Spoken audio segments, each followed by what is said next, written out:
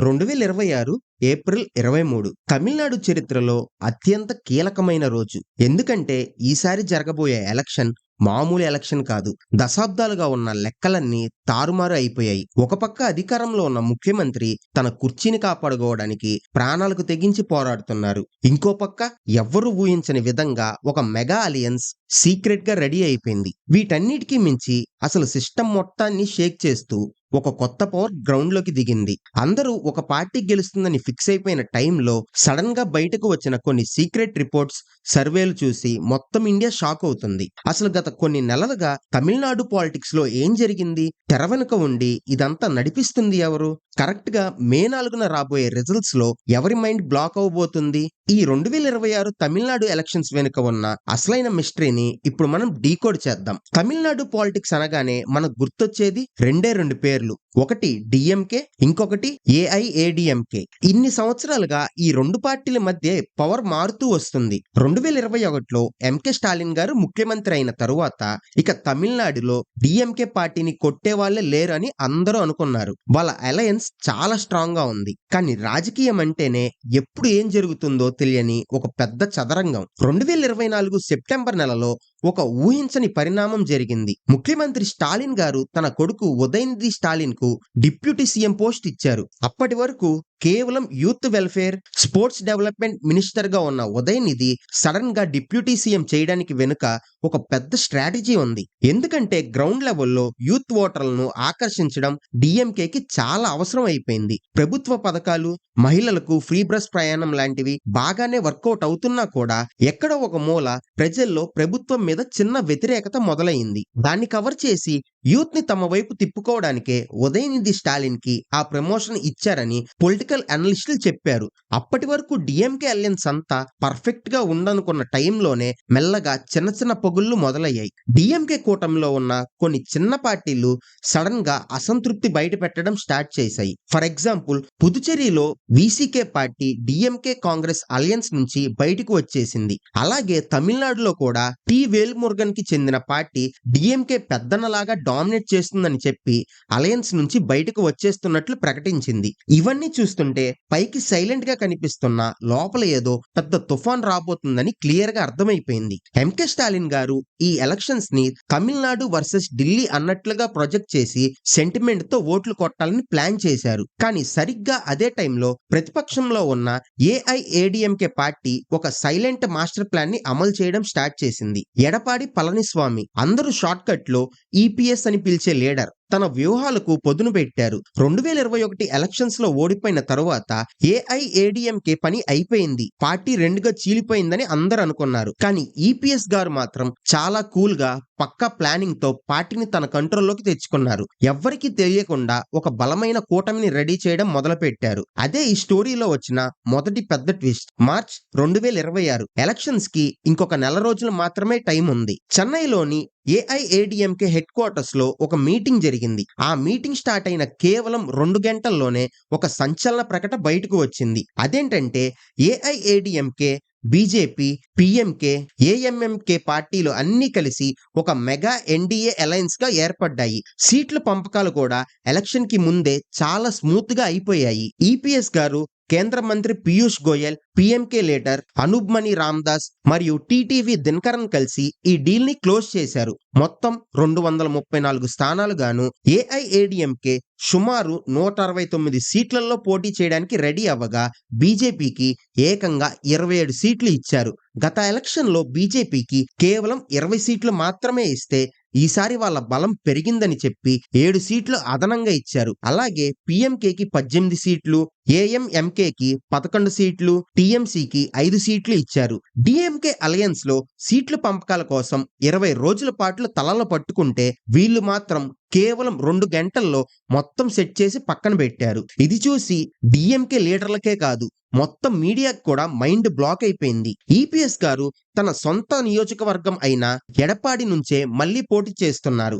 అలాగే మహిళలకు నెలకు 2,000 రూపాయలు ఇస్తామని, ప్రతి కుటుంబానికి 10,000 రూపాయలు ఆర్థిక సాయం చేస్తామని, రేషన్ కార్డు ఉన్న వాళ్ళకి ఫీజ్ 3 గ్యాస్ సిలిండర్లు ఫ్రీగా ఇస్తామని ఏఐఏడిఎంకే ఒక భారీ మేనిఫెస్టోను కూడా రిలీజ్ చేసింది. ఇదంతా చూస్తుంటే ఈపీఎస్ ఈసారి సీఎం కుర్చీ కొట్టడం పక్కా అని ఆయన సపోర్టర్స్ ఫిక్స్ అయిపోయారు. కానీ అప్పుడే ఈ ఇద్దరి బడా నాయకులు ఆటను పూర్తిగా మార్చేస్తూ గ్రౌండ్ లోకి మూడో పవర్ ఎంట్రీ ఇచ్చింది.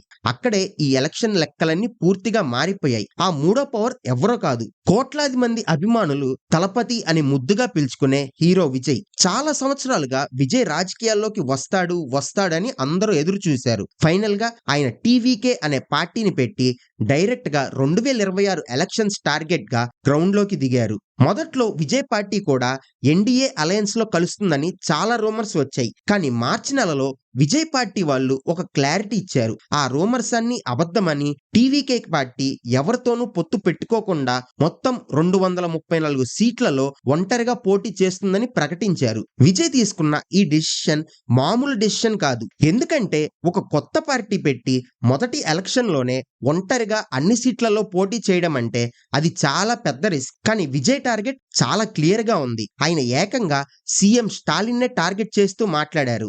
స్టాలిన్ గారు ఈ ఎలక్షన్ ని తమిళనాడుకి ఢిల్లీకి మధ్య జరుగుతున్న యుద్ధమని చెప్తుంటే విజయ్ మాత్రం అదంతా అబద్ధమని, అసలైన యుద్ధం టీవీకే పార్టీకి డిఎంకే పార్టీకి మధ్య జరగబోతుందని ఓపెన్ గా ఛాలెంజ్ చేశారు. విజయ్ కూడా ఎక్కడో సేఫ్ ప్లేస్ లో కాకుండా చెన్నైలోని పెరంబూర్ నియోజకవర్గం నుంచి పోటీ చేయడానికి రెడీ అవుతున్నారని రిపోర్ట్స్ వచ్చాయి. అలాగే ఆయన పార్టీలోని ముఖ్య నాయకులకు కూడా చెన్నై పరిసర ప్రాంతాల్లోనే సీట్లు ఇస్తున్నారు. దీని వెనుక ఉన్న లాజిక్ ఏంటంటే చెన్నైలో ఉన్న యూత్ ఫస్ట్ టైం ఓటర్లు మరియు మహిళా ఓటర్లను పూర్తిగా తమ వైపు తిప్పుకోవాలని విజయ్ టీం ప్లాన్ చేసింది. ఒక సినిమా స్టార్ కు ఉన్న క్రేజ్ కేవలం ఓట్లగా మారుతుందా, లేక కేవలం 2 పెద్ద పార్టీ ఓట్లను చీల్చి ఆయన ఒక కింగ్ మేకర్ గా మిగిలిపోతాడా అన్నది అప్పటి వరకు అందరి మైండ్ లో తిరుగుతున్న అతిపెద్ద ప్రశ్న.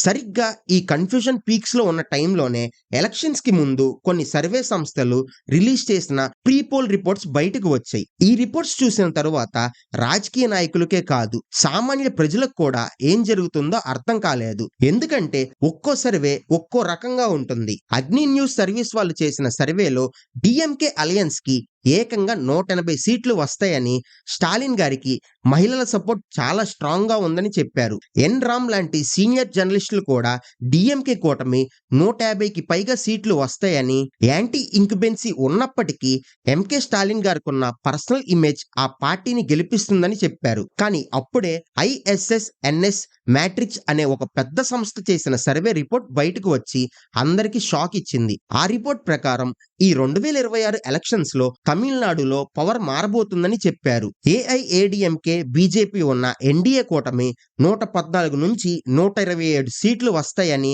వాళ్ళు ఖచ్చితంగా గవర్నమెంట్ ఫామ్ చేస్తారని ఆ సర్వేలో తేలింది. రూలింగ్ లో ఉన్న డిఎంకే కూటమి 104 నుండి 114 సీట్లకే పరిమితం అయిపోతుందని, వాళ్ళకి మెజారిటీ రావటం చాలా కష్టమని ఆ రిపోర్టులు చెప్పారు. వీటన్నిటికీ మించి ఆ సర్వేలో ఒక మైండ్ బ్లోయింగ్ ఫ్యాక్ట్ బయటపడింది. అదేంటంటే మొదటిసారి ఎలక్షన్ లో పోటీ చేస్తున్న విజయ్ పార్టీ ఏకంగా 6 నుంచి 12 సీట్లు గెలుచుకుంటుందని, వాళ్ళు సుమారు 10 నుండి 15% ఓట్ల షేర్ ని లాగేస్తారని చెప్పారు. ఒకవేళ ఏ కూటమికైనా సరైన మెజారిటీ రాకపోతే విజయ్ పార్టీనే ఈ ఎలక్షన్ లో కింగ్ మేకర్ అవబోతుందని ఆ సర్వే స్పష్టంగా చెప్పింది. ఈ రిపోర్ట్ బయటకు రాగానే పొలిటికల్ సర్కిల్స్ లో ఒక్కసారిగా టెన్షన్ మొదలైంది. ఒక పక్క స్టాలిన్ తన ప్రభుత్వాన్ని కాపాడుకోవడానికి పడే టెన్షన్, ఇంకో పక్క ఈపీఎస్ మాస్టర్ ప్లాన్ వర్కౌట్ అవుతుందన్న కాన్ఫిడెన్స్, మధ్యలో విజయ్ సృష్టిస్తున్న సునామీ. ఈ మూడు కలిసి 2026 తమిళనాడు ఎలక్షన్స్ ని ఒక హాలీవుడ్ థ్రిల్లర్ సినిమా లాగా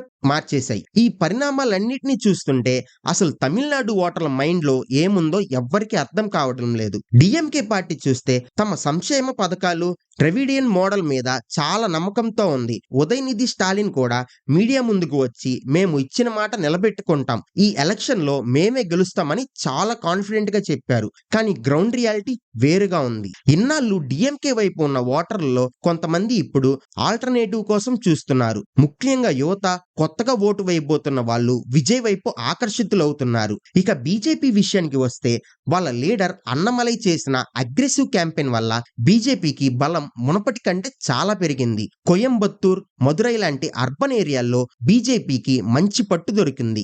ఏఐఏడిఎంకే వాళ్ళకి ఇది ఒక ప్రాణ సంకటమైన ఎలక్షన్. ఈసారి కనుక గెలవకపోతే పార్టీ భవిష్యత్తు ప్రమాదంలో పడుతుంది కాబట్టి వాళ్ళు తమ సాయశక్తులా ప్రయత్నిస్తున్నారు. సీమన్ పార్టీ ఎన్టీకే కూడా తమ వంతు ఓట్లను చీల్చడానికి రెడీగా ఉంది. ఇవన్నీ క్యాలిక్యులేట్ చేస్తే ఈ ఎలక్షన్‌లో గెలవడం ఎవ్వరికీ అంత ఈజీ కాదు. ఎందుకంటే ఏ చిన్న పార్టీ ఓట్లు చీల్చినా ఆ ఎఫెక్ట్ డైరెక్ట్‌గా పెద్ద పార్టీ సీట్ల మీద పడుతుంది. ఒక నియోజకవర్గంలో కేవలం 2, 3 వేల ఓట్లతోనే రిజల్ట్ తారుమారయ్యే ఛాన్స్ ఉంది. ఇంత టఫ్ కాంపిటీషన్‌లో ఏప్రిల్ 23న జరగబోయే పోలింగ్‌లో ప్రజలు ఎవరి వైపు మొగ్గు చూపుతారన్నది ఇప్పుడు దేశం మొత్తం ఆసక్తిగా గమనిస్తున్న విషయం. చివరిగా ఈ ఎలక్షన్ కథను ఒకసారి అర్థం చేసుకుంటే ఇది కేవలం ముగ్గురు వ్యక్తుల మధ్య జరుగుతున్న పోరాటం కాదు. ఇది 3 విభిన్నమైన సిద్ధాంతాల మధ్య 3 వేర్వేరు తరాల ఓటర్ల మధ్య జరుగుతున్న ఒక మహాసంగ్రామం. పాత విధానాలను నమ్ముకున్న డీఎంకే మళ్ళీ తమ పాత వైభవాన్ని తెచ్చుకోవాలనుకుంటున్న ఏఐఏడీఎంకే సిస్టమ్‌ని పూర్తిగా మార్చేస్తాను అని వచ్చిన విజయ్ టీవీకే. ఈ 3 శక్తులు ఢీకొట్టుకుంటున్నాయి. మొదట్లో మనం వేసుకున్న ప్రశ్న 2026లో తమిళనాడు ముఖ్యమంత్రి ఎవరవుతారు? దీనికి సరైన సమాధానం ఏ సర్వే కూడా ఖచ్చితంగా చెప్పలేకపోతుంది. ఎందుకంటే ఆ సమాధానం రహస్యంగా ఓటర్ల మనసులో దాగి ఉంది. మే 4వ తేదీన ఓట్ల లెక్కింపు జరిగినప్పుడు మాత్రమే ఆ ఈవీఎం మెషిన్ల నుంచి బయటికి వచ్చే నిజం ఈ మిస్టరీకి ఎండ్ కార్డ్ వేస్తుంది. అప్పటి వరకు ఈ రాజకీయ చదరంగంలో ఎత్తులు, పై ఎత్తులు కొనసాగుతూనే ఉంటాయి. ఇది 2026 తమిళనాడు అసెంబ్లీ ఎలక్షన్స్ వెనుక ఉన్న అసలైన గ్రౌండ్ రియాలిటీ. మరి ఈ ట్రయాంగులర్ పోటీలో ఎవరు గెలుస్తారని, ముఖ్యమంత్రి కుర్చీ ఎవరికి దక్కుతుందని మీరు అనుకుంటున్నారు? మీ అభిప్రాయాన్ని ఖచ్చితంగా కింద కామెంట్స్‌లో చెప్పండి. ఈ వీడియో మీకు ఇన్ఫర్మేటివ్‌గా అనిపిస్తే వెంటనే లైక్ చేయండి. ఈ సంచలన రాజకీయాల గురించి మీ ఫ్రెండ్స్‌కి తెలియజేయడానికి వీడియోను షేర్ చేయండి. అలాగే మరిన్ని ఇలాంటి ఇంట్రెస్టింగ్ గ్రౌండ్ రిపోర్ట్స్ కోసం మన రియల్ టాక్స్ ఛానల్‌ని తప్పకుండా సబ్స్క్రైబ్ చేసుకోండి. నెక్స్ట్ వీడియోలో కలుద్దాం. Bye bye.